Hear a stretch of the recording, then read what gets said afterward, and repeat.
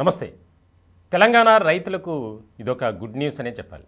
ముఖ్యంగా పంట రుణాలు ఎవరైతే తీసుకున్నారో ఆ రైతులకు రుణమాఫీ చేసేందుకు కాంగ్రెస్ ప్రభుత్వం ముఖ్యంగా రేవంత్ రెడ్డి ముఖ్యమంత్రి హోదాలో కసరత్తు ప్రారంభించారు. ఇప్పటికే అధికారులతో సమీక్ష జరిపినటువంటి సీఎం రేవంత్ రెడ్డి తాజాగా బ్యాంకర్స్తో ఆయా బ్యాంకులకు సంబంధించినటువంటి ఉన్నతాధికారులతో సమీక్ష జరిపారు.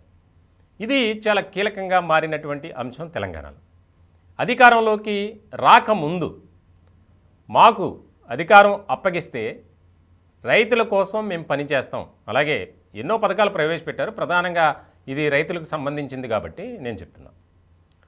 ఎవరైతే పంట రుణాలు తీసుకున్నారో వారందరికీ రుణమాఫీ చేస్తాం అని చెప్పి ఒక ప్రకటన చేశారు. దీనికి సంబంధించి అసలు తెలంగాణ వ్యాప్తంగా రైతులు ఎంతమంది రుణాలు తీసుకున్నారు, దానికి సంబంధించినటువంటి టోటల్ అమౌంట్ ఎంత అనే దాని మీద ఫోకస్ పెట్టారు. అది విడతల వారీగా ఎలా చేయాలి అనే దాని మీద కూడా ఒక ప్రణాళికను సిద్ధం చేశారు. ముఖ్యంగా ఇప్పటివరకు ప్రస్తుతం చూస్తే కనుక తెలంగాణ వ్యాప్తంగా 28,000 కోట్ల రూపాయలు పంట రుణాలుగా రైతులు తీసుకున్నారు. దీనికి సంబంధించి ఆల్రెడీ అధికారంలోకి వచ్చి నెల గడుస్తుంది. దీనికి సంబంధించి ప్రామిస్ చేశారు. రైతులు కూడా ఎదురు చూస్తున్నారు. సీఎంగా రేవంత్ రెడ్డి ప్రమాణ స్వీకారం చేసిన తర్వాత ఈ రుణమాఫీ మీద ఒక ప్రకటన చేస్తారేమని ఎంతో ఆశతో ఉన్నారు రైతులు. ఇట్లాంటి సందర్భంలో దాని మీద ఒక కసరత్తు మొదలుపెట్టారు.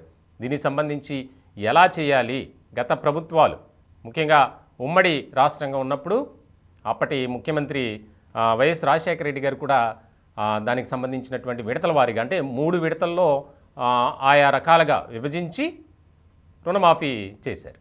ఇట్లాంటి నేపథ్యంలో అదే విధంగా మనం అవలంబించాలా, ఒకే స్థాయిలో చేయాలా? అంటే ఒకేసారి రుణమాఫీ అంటే ప్రభుత్వం మీద కొంత ఆర్థికపరమైనటువంటి భారం పడుతుంది. కాబట్టి ఈ అంశంలో ఎలా వెళ్ళాలి, ఎలా వెళ్తే బాగుంటుంది, ముందైతే రైతులకు మనం ఇచ్చినటువంటి ఆ ప్రామిస్ ఏదైతే ఉందో దాన్ని ఫుల్ఫిల్ చేయాలంటే వెంటనే త్వరితగతిన దాన్ని రూట్ మ్యాప్ అనేది ఒకటి రూట్ మ్యాప్ అనేది సిద్ధం చేయండి.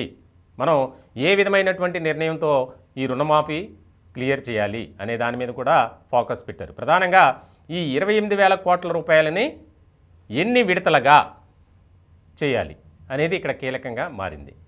దాదాపు అంటే 3 నుంచి 5 భాగాలుగా అంటే విడతలుగా క్లియర్ చేయించాలి అనే ఆలోచనలో కూడా ముఖ్యమంత్రి రేవంత్ రెడ్డి ఉన్నట్లు తెలుస్తుంది.